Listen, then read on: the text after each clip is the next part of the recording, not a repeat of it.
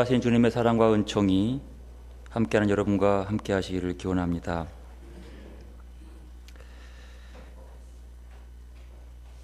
참 재미있으면서 저를 깊게 돌아보는 어머니에 대한 이야기를 읽었습니다. 여러분도 이야기를 통해서 어머니라고 대변되지만 나를 한번 돌아보시고 점검해 보시기 바랍니다. 한 어머니에게 아들과 딸이 있었습니다. 둘 다 혼인해서 잘 돼서 미국에서 살고 있었습니다. 어느 날 그 어머니가 아들과 딸을 방문하기 위해서 미국으로 갔어요. 미국으로 들어가서 먼저 LA에 있는 딸 집에 갔습니다. 오랜만에 만난 이 딸과 사위가 그렇게 반갑게 맞아주면서 밤늦도록 이렇게 얘기하고 밤늦게 이제 잠이 들었습니다. 그리고 아침 일찍 일어나서 나오다가 이 어머니가 깜짝 놀란 사실을 보게 되었습니다. 보니까 부엌에서 사위가 뚜닥뚜닥 하면서 아침 먹고 있는 거예요, 혼자서. 그리고 막 도시락을 싸더니 그냥 들고 출근을 하는 겁니다. 딸 방을 가보니까 딸은 그냥 깊게 잠을 자고 있습니다. 마음속으로 야, 내가 사위는 참 잘 얻었다.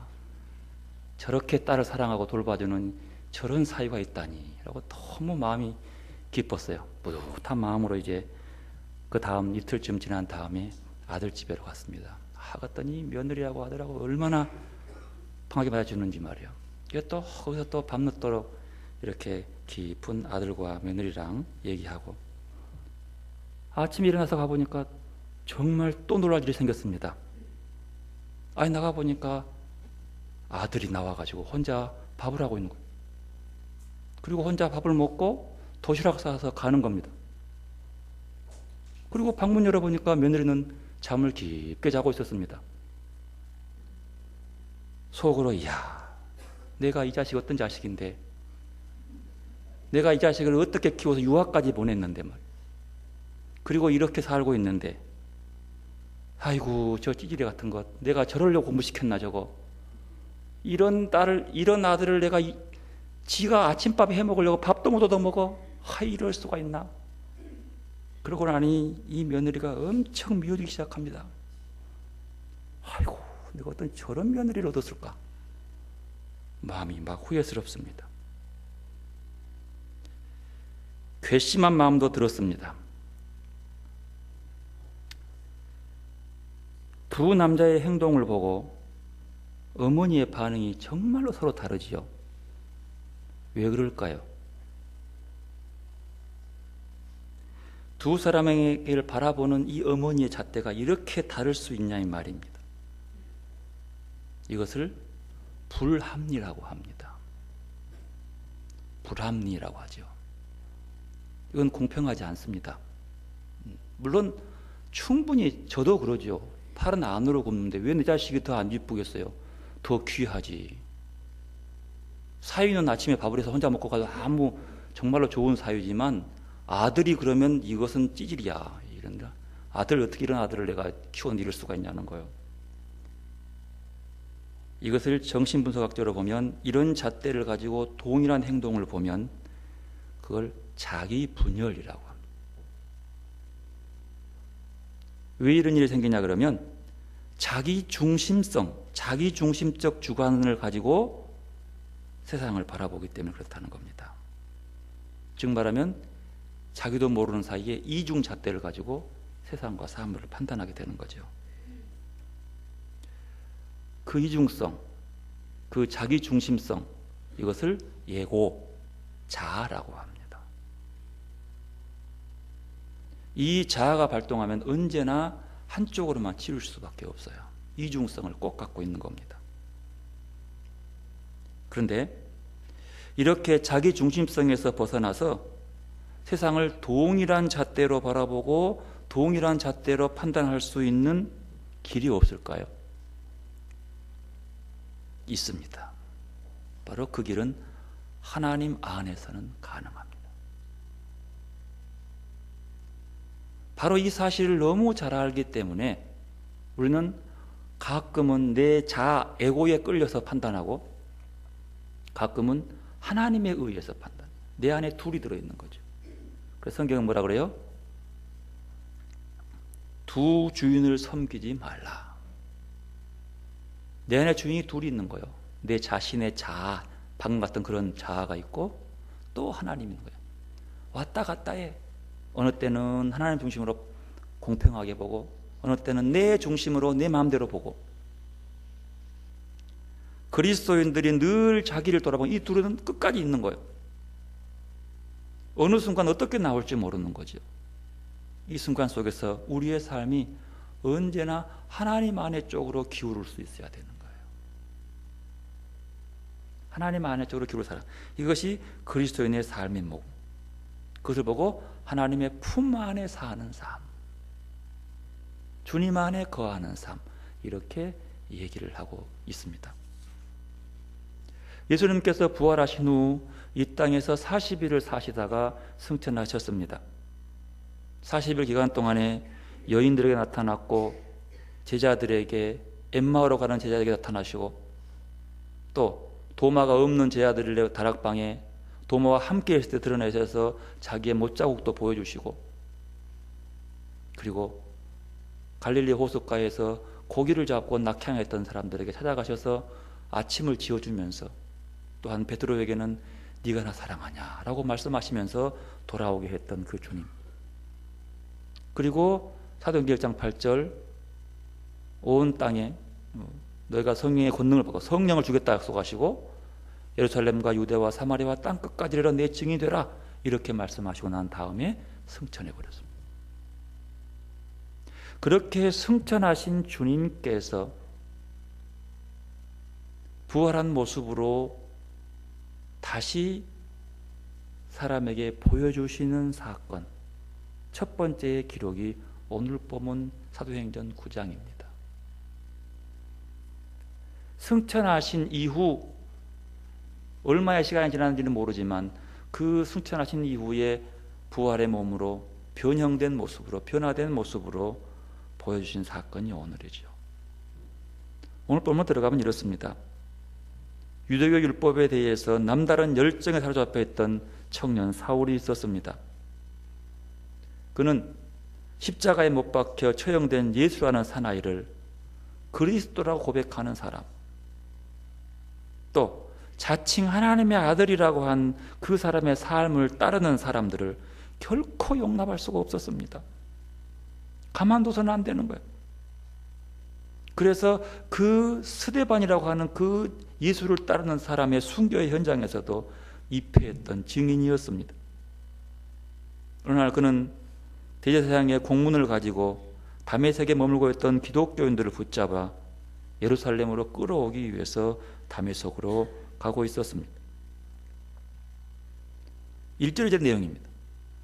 사울이 주의 제자들에 대하여 여전히 위협과 살기가 등등하여 대제사장에게 가서 다메섹 여러 회당에 가져갈 공문을 청하니 이는 만일 그 도를 따르는 사람을 만나면 남녀를 막론하고 결박하여 예루살렘으로 잡아오려 함이라. 이제로 보면 그 도를 따르는 사람, 이거 도는 길도자예요. 모든 성경은 길로 얘기했습니다. 뭡니까? 초대교인들의 기독교인들은 다른 말로 하면 예수님의 길을 자신의 인생길로 삼고 따르는 사람을 그리스도인이라고 한 겁니다. 바울이 그를 잡으러 간 거예요. 여러분, 다메섹은요, 지금 시리아의 수도인 다마스쿠스를 다메섹이라고 합니다. 예루살렘에서 북쪽으로 한 213km쯤. 지금 수도와 마찬가지예요. 그 다메스쿠스예요. 그 당시 거기에는 유대인들이 약 4만 명이 살았습니다. 밖에 가시니까 피신에 간 곳이 다마스쿠스예요. 굉장히 큰 도시죠. 그리고 4만 명이 살면서 30여 개의 회당이 있었던 자리가 다마스쿠스예요. 다메섹이에요. 근데 마침 그 당시 예루살렘에서 핍박이 일어나서 스데반이 죽게 되자 많은 사람들이 예루살렘에서 피신해서 도망갔던 곳이 다마스쿠스. 그래서 예루살렘에서 도망간 예수 도를 따르면서 예수님의 삶의 길을 본바 따라가는, 믿고 따라가는 사람, 여기서 입으로만 고백 아닙니다. 그의 삶의 모습을 따라가는 사람들이에요. 그래 초대교회는 십자가를 지고 순교당한 사람들이 많았어요. 왜? 그 도를 따랐기 때문이에요. 그래서 그 도를 따르는 사람을, 도망간 사람을 잡아서 압송하려고 가는 중입니다. 그런데 문제는 그렇게 다마스쿠스로 가는 도중에 일어났습니다. 3절에 보니까 사울이 길을 가다가 다메섹에 가까이 이르더니 호련히 하늘로부터 빛이 그를 둘러 비추는지라. 다마스쿠스에 다 갔습니다. 200km 이상 되는 거리를 그들이 어때는 걷기도 하고 말을 타고 가더라도 상당한 시간이 걸리는 길입니다. 뜨거운 여름의 길이죠. 그런데 그 가는 길에서 어떤 빛이 쏟아져 나옵니다. 빛은 강렬했습니다. 가장 강했던 대낮이었습니다. 그런데 문제는 그 햇빛이 중요한 것이 아니라 그 해보다 더 엄청나게 밝은 빛이 그에게 다가왔습니다. 그 빛이 얼마나 강했으면 그는 그만 그 자리에 말에서 떨어지고 말았습니다. 이 빛이 어떤 빛일까? 과학적인 증명을 하기 위해서 많은 사람들이 합리적 설명을 막 내놓습니다. 여러 가지를 말합니다. 아마 일사병으로 쓰러졌을 것이다는 등, 아니면 원래 바울이 간질이 있었기 때문에 간질 때문에 쓰러졌다는 등, 얼마나 지치고 힘들었겠냐는 등, 생리적인, 심리적인 여러 가지 방법을 통해서 그를 접근합니다.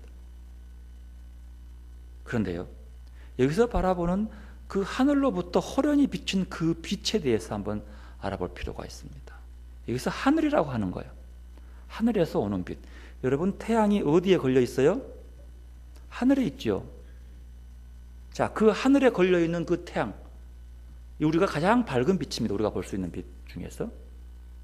그런데 성경에서 말하는 하늘나라라고 할 때 그 하늘하고 태양이 걸리는 하늘하고 똑같습니까? 좀 다릅니까? 뭔가 좀 다르지요. 네. 바로 그 차이를 보죠. 해가 걸려있는, 은하계가 걸려있는 저 하늘하고 하늘로부터 오는 빛, 왜 하늘이라고 했을까? 여러분, 제가 자꾸 외국말 사용해 죄송합니다만 부득불 우리말에 구분이 안 돼서 사용하니까 양해하시기 바랍니다. 영어로 말하면 태양이 걸려있는 저 하늘을 보고 스카이라고 해요. 요즘 우리나라도 스카이 대학이 유명하죠. 그런데 그런 저는 황당한 스카이예요. 하여튼 그걸 스카이라고 그래요. 그런데 천국을 얘기하는 하늘나라의 의미로서의 하늘을 헤븐이라고 그래요. 이 두 개는 확실히 구분하는 거예요. 그래서 제가 독일말, 영어, 헬라어 다 찾아봤어요. 오늘 3절에 나오는 하늘로부터 오는 빛은 스카이에서 오는 빛이 아니라 헤븐이었어요. 하늘에서 오는 빛. 그러면 뭔가 그 빛의 의미를 좀 달리 봐야 되지 않겠어요? 다가오는 빛, 강렬빛이 그냥 실명했다는 그런 빛, 그런 것보다도 한 번쯤 그 부분을 생각해 볼, 헤븐으로부터, 하늘로부터 오는 그 빛은 우리가 말하는 태양이 걸려있는 저 하늘의 그런 푸른 창공의 하늘이 아닌 헤븐으로 기록했다는 것이죠. 그 빛의 정체를 좀 더 깊이 바라볼 필요가 있습니다.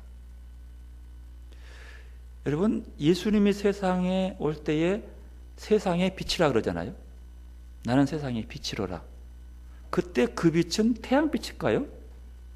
전기불일까요? LED 빛일까요?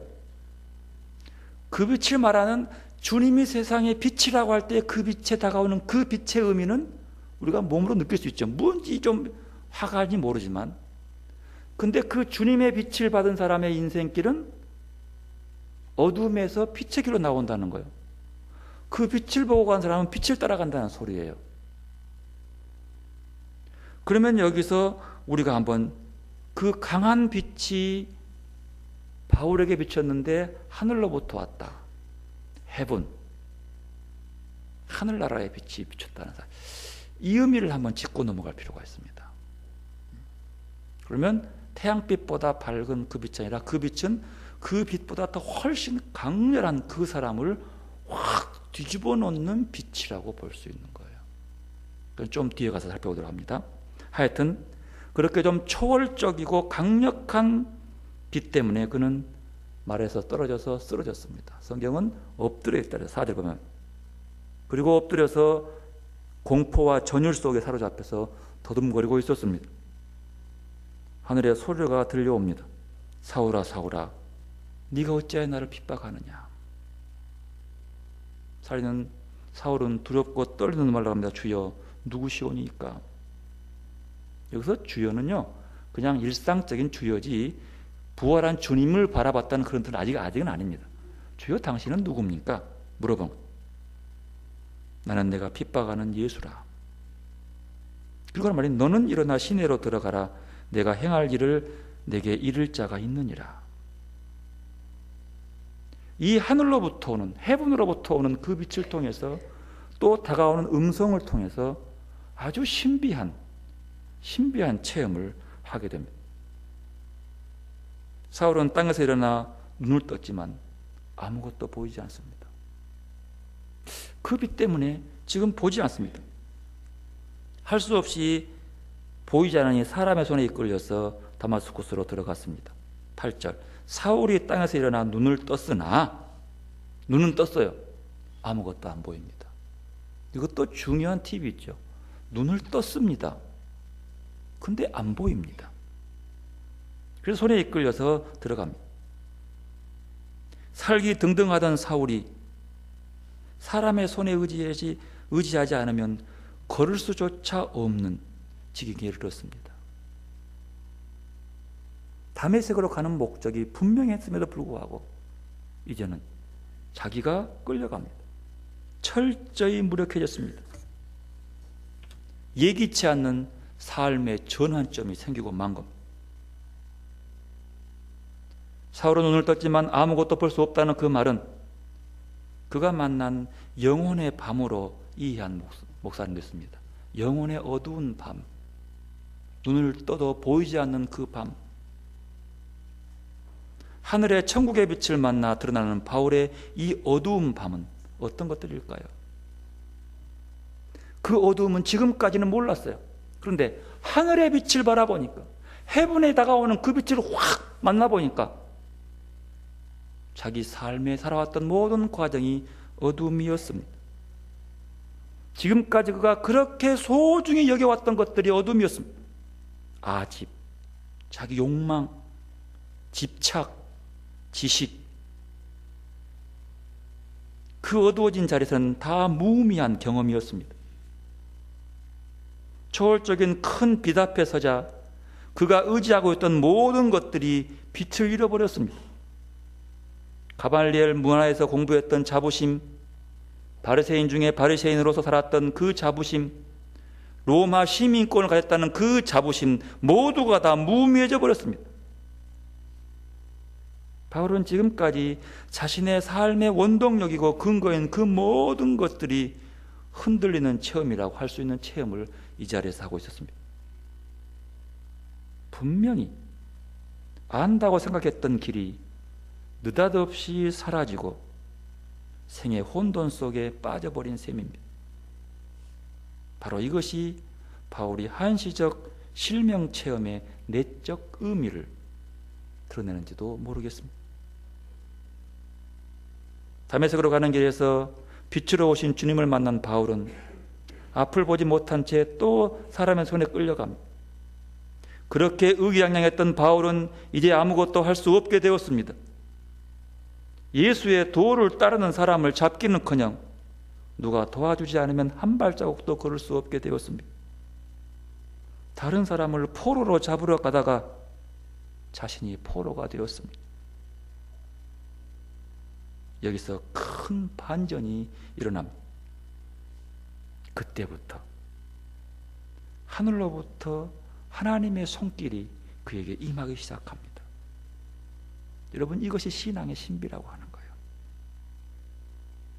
우리가 뭔가 할 수 있을 때, 뭔가 할 수 있다고 믿을 때 하나님은 아무 일도 하시지 않는다는 겁니다. 그러나 못한다고 할 때, 하지 못할 때 하나님은 일하기 시작합니다. 그래서 우리의 공경이 하나님의 기회가 되는 겁니다. 우리의 끝이 하나님의 시작입니다. 바울이 눈멀어 아무것도 할 수 없게 되자 하나님은 드디어 바울을 위해 일하기 시작합니다. 그 첫 번째 일이 뭔 줄 아십니까? 바로 11절 보십시오. 주께서 이르시되 일어나 집가라 하는 거리로 가서 유다의 집에서 다소 사람 사울이라 하는 사람을 찾으라. 그가 기도하는 중이라. 이렇게 말합니다. 이건 아나니아 한 얘기입니다. 기도하는 중이라. 여러분, 사울이 무슨 기도하고 있었을까요? 여러분, 기도는요, 하나님이 우리를 돌보시는 가장 중요한 수단이라는 것입니다. 여기서 기도는 바울의 의지가 아니라 하나님께서 성령을 통해서 기도하게 했다는 거예요. 지금 성령이 기도하게 하시는 거예요. 예수님의 제자 훈련, 기도 훈련 중에서 향심 기도라는 게 있습니다. 향심 기도라는 것은 하나님이 내 안에 현존하시고 활동하심에 동의하는 기도입니다. 즉, 성령께서 나 대신 기도하고 나는 마음을 담아서 그저 그 기도에 동의하는 기도. 기도는 성령께서 이끌어 가시고 나는 그 기도 앞에 그저 동의하고 거의 무엇이든 순종하는 기도. 하나님의 은혜입니다. 주님께서 겟세마네에서 하는 기도는 하나님 아버지께서 인도하시고 그 기도 가운데서 그는 그저 그 뜻에 동의했던 것뿐. 그게 기도라고 하는 거예요. 여러분, 그래서 기도라고 하는 것은 내 뜻과 의지를 포기하고 하나님의 뜻에 맞추어지는 것이 기도라고 하는 거예요. 그 기도는 성령께서 이끄시는 기도입니다. 14세기 독일의 신비주의자 타울러는 사람이 있습니다. 이 사람은 말하기를 하나님이 인간을 사랑할 때 일어나는 4가지 일 중에 첫 번째가 뭐냐라면 인간의 상처가 된다는 거예요. 상처. 죄의 상처 말입니다. 하나님이 인간에 찾아오시면 누구나 자기 죄를 깨닫게 됩니다. 그러면 그 사람은 그 죄 때문에 탄식하게 되고 이것이 상처라고 하는 거죠. 하나님이 죄인의 죄를 용서하고 계속 사랑하면 인간은 하나님의 포로가 되는 거예요. 그 사랑의 포로가 되는 거예요. 하나님이 하시는 일은 우리를 포로로 삼는 겁니다. 누구 포로? 하나님의 포로. 하나님의 포로가 되어야 우리가 자유롭습니다. 여러분, 기차가요, 레일 위로 갈 때 자유로운 거예요. 지가 고속도로로 나온 순간 부자유스럽습니다. 하나님 안에서는 결박이 자유입니다. 우리를 포로로 삼으신 하나님이 우리를 계속 사랑하면 우리 안에 하나님을 사모하는 마음이 생깁니다. 말씀에 붙잡히면 하나님만 생각하고 하나님만 바라보게 됩니다. 그리고 하나님이 우리를 더 사랑하면 우리는 우리 자신을 하나님께 드리는 것입니다. 이것이 하나님이 우리를 부르실 때 일어나는 과정입니다. 이를 위해서 하나님이 우리에게 주시는 최고의 은혜가 기도하게 하는 겁니다. 그 기도는 하나님이 이끄시러 가는 거예요. 여러분, 놀랍지 않습니까? 바울은 하나님께 돌아오자마자 기도를 시작했습니다. 누구에게 기도를 배운 것도 아닙니다. 아무에도 배우지 않았습니다. 영적으로 태어나면 반드시 기도하게 됩니다. 따라서 기도는 하나님의 일입니다. 하나님이 시키시니까 하는 것입니다. 하나님이 기도하게 하시니까 기도하는 것입니다. 하나님이 우리를 돌보실 때에 가장 중요한 징표가 뭔지 아십니까? 기도입니다. 우리가 기도하기 시작하면 하나님이 우리를 돌보시는구나 라고 느끼면 되는 겁니다. 기도가 시작되자 하나님은 바울에게 영적 도우미를 보내주었습니다. 그가 아나니아입니다. 아나니아의 이름의 뜻은요, 하나님은 은혜로우시다 뜻이에요. 은혜로우시는 거예요. 그는 다마스쿠스에 형성된 기독교 공동체의 매우 중요한 인물이었습니다. 그는 예루살렘에서 스데반 집사가 순교한 사건을 이미 알고 있었습니다. 박해의 검은 그림자가 다메섹으로 향해 다가오고 있음도 이미 느끼고 있었습니다. 그 박해자의 맨 앞에 서 있는 사람이 사울이라고 하는 젊은이라는 것도 알고 있었습니다. 잊을 수 없는 이름이었습니다. 그런데 어느 날 갑자기 환상 가운데 주님의 음성이 들려옵니다. 집가라 하는 거리로 가서 유다 집에서 5 사람 사울이라 하는 사람을 찾으라.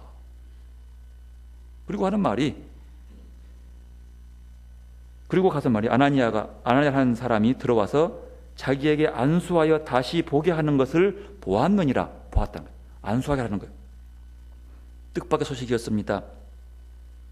떠올리는 것만으로도 두려움을 자아냈던 사람과 만나라고 하는 주님의 명령, 선뜻 받을 수 없었습니다. 아나니아는 이 소명을 회피하고 싶어 합니다. 그래서 그가 얼마나 흉흉하고 나쁜 사람인가에 대해서 주님께 설명합니다. 그러나 주님 말합니다. 가라. 이 사람이 내 이름을 이방인과 임금들과 이스라엘 자손들에게 전하기 위하여 택한 나의 그릇이라. 그가 내 이름을 위하여 얼마나 고난을 받아야 할 것을 내가 그에게 보이리라. 바울이 예수를 믿는 사람을 핍박하는 것보다 더 엄청난 박해를 받게 하겠다고 그를 부릅니다. 주님은 당신을 회방하는 데 앞장선 사울을 오히려 당신의 일꾼으로 삼습니다. 아나니아는 도저히 하나님의 뜻대로 그렇게 호락호락하지 않는 사울 앞에 그저 순종할 따름이었습니다. 여러분, 하나님이 하시는 거예요. 이렇게 나쁘고 고약한 사람도 하나님께서 바꿔서 일꾼으로 삼으신다는 거예요. 이게 하나님의 능력이에요. 하나님은 무에서 유를 창조하신 분입니다. 악에서 선을 만드신 분입니다. 드디어 가라 하는 주님 명령 앞에 아나니아가 순종합니다. 아나니아는 하나님을 전적으로 신뢰했기 때문에 도저히 저 사울을 가는 것을 용납할 수 없었지만 순종할 수밖에 없습니다. 그게 하나님에 대한 믿음이에요. 믿음 없는 자가 자기의 능력과 힘으로 일을 하려고 해요. 하나님이 하시는 것 맡기지 못하는 겁니다. 하나님의 상상력, 우리 계산과 완전히 다른 겁니다. 아나니아는 집가라는 거리에 있는 유다인을 찾아가 사울을 만납니다. 그는 자기가 찾아온 까닭을 밝힙니다. 그의 인생의 어두운 밤을 지나고 있는 사울에게 새벽빛을 열어주기 위해 온 것입니다. 사울이 경험하고 있는 어두운 밤의 체험은 오히려 그 인생을 바로 세우기 위한 창조적 혼돈임을 아나니아는 깨우쳐 줍니다. 지금까지 사울은 맹목적 열정에 사로잡힌 채 살아왔습니다. 그것은 눈먼 자의 행모였습니다. 하지만 하나님은 그 그릇의 열정을 변화시켜 복음을 위한 열정으로 바꾸어 주었습니다. 17절, 형제 사울아, 주고 내가 오는 길에서 나타나셨던 예수께서 나를 보내어 너로 다시 보게 하시고 성령으로 충만하게 하신다. 아나니아는 사울을 형제라고 불렀습니다. 형제. 근데 놀라운 일이 일어났습니다.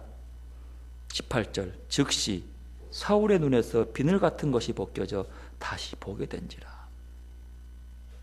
마침내 그의 눈에서 비늘 같은 것이 떨어져 나갔다.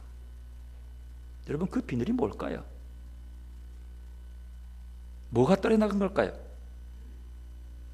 그릇된 열정의 비늘, 편견과 경쟁심의 비늘, 자기 의라고 하는 비늘이 떨어져 나가자 그는 세상을 다시 보게 되었습니다.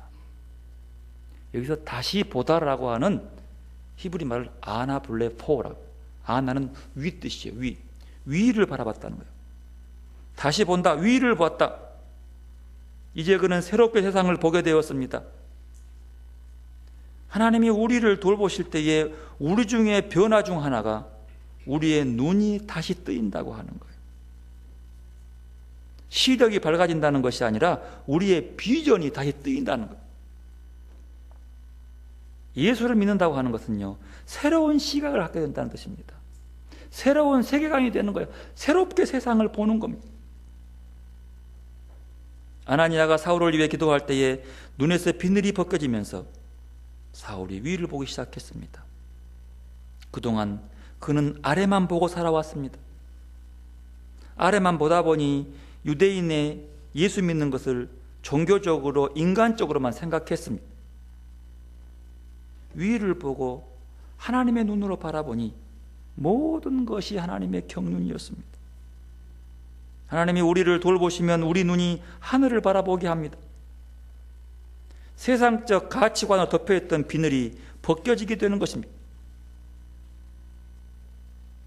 영혼의 어두운 밤에서 벗어나자 바울은 하나님의 은총으로 충만한 세상을 감격 속에서 다시 보게 된 것입니다.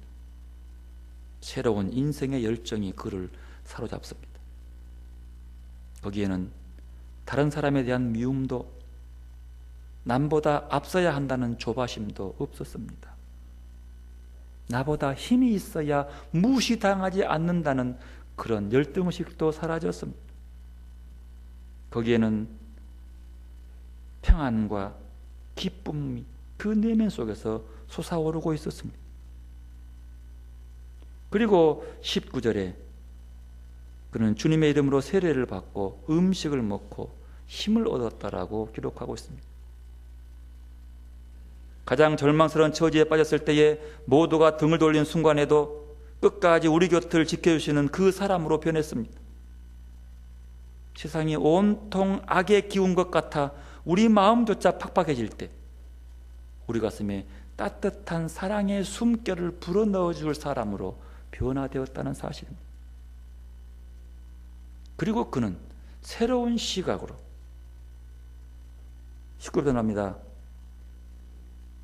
나아가서 유대인 회당에 나아가서 그는 복음을 전하기 시작합니다. 분명히 그 복음을 믿는 사람을 잡으러 와서 그런 사람이 갑자기 새로운 눈이 뜨고 눈에 비늘이 벗겨지고 어둠에서 밝은 하늘의 빛을 보고 난 다음에 이제는 그를 증거하는 겁니다. 너무 유대인들이 이상해하는 거예요. 저거 이상해졌네? 어떻게 이럴 수가 있어? 변화된 거예요. 바뀌어진 거예요. 왜? 그 눈이 새로워졌기 때문에. 어떻게 그 어두운 길을 볼 수 있냐는 거예요. 그 하늘의 빛 말입니다. 여러분, 이렇게 자기를 철저히 회개하고 그 회개 속에는 소명이 따라옵니다. 주님을 따른 사람은요, 회개요. 회심에는 소명이 함께 덧붙여 오는 거예요. 여러분, 요한복음 27장에 보면은요, 부활하신 주님이 나타납니다. 그리고 그 얼굴을 목격한 다음에 주님은 그들에게 명령을 합니다. 특별히요, 베드로 말입니다. 베드로는 예수님을 3번 부인한 후에 요한복음은 울었다는 기록이 없어요. 그렇게 완전히 베드로는 실패한 인생이었습니다. 요한복음에 의하면요. 왜? 울었다는 기록도 없어요. 요한복음에. 그런데 주님은 21장에 요한복음 21장에 3번에 걸쳐서 주님에 대한 사랑 고백을 듣게 합니다. 그리고 사랑하게 만들죠. 철저히 회개하고 돌아오니까 사명을 줍니다. 교회의 책임을 그에게 맡깁니다. 그 요한복음에 나오는 기록이에요. 신비한 사랑스러운 그 마지막 베드로의 죽음까지도 미리 알려줍니다. 소명을 주는 거예요. 주님의 사랑으로 들어오면 그런 소명을 주는 거예요. 똑같죠. 기독교에서 완전히 외부인이고 박해자였던 바울의 실패했던 삶이 다메섹에 가는 그 길에서 얻는 체험을 통해서 거룩한 그릇으로 사용되는 거예요. 예수를 다시 이렇게 되는 거예요. 예수를 모르다가 주님 만나면 다시 돌아오죠. 그럼 그에게 뭘 줘요? 새로운 사명을 주는 거예요. 그래서 사명은 주님께로 돌아온 사람들, 주님을 따르는 사람들에게 얻어지는 기쁨과 행복이 되는 것이죠. 인간은 늘 부족하고 실패할 수밖에 없고 그리스도의 다가옴을 통해서만 진정으로 변화될 수 있다는 사실을 성경은 우리에게 가르쳐주고 있는 겁니다. 여러분, 지금 이 시간 우리를 돌아보시기를 바랍니다. 내가 정말로 부활의 빛으로 다가오시는 주님을 바라보고 있습니까? 아니, 내게 다가오셔서 내가 어떻게 회개하게 하고 어떤 사명을 주었는지를 돌아볼 수 있기를 바랍니다. 이대로 기도로 나아가십시다. 말씀으로 다가오시는 주의 음성을 들으시기를 바랍니다. 우리에게 따뜻한 사랑의 숨결을 불어넣으시고 주님의 숨결을 느끼는 시간이 되시기를 바랍니다. 그리고 기도하게 하시는 성령님의 인도에 동의하고 순종하시길 바랍니다. 즉, 내 자아가 죽고 예수로 사는 나를 돌아보는 시간입니다. 이 시간 주님 바라보시고 부활의 빛을 바라보시고 새로운 눈을 뜨는 이 시간 되시기 바랍니다. 기도로 나아가겠습니다. 기도하겠습니다.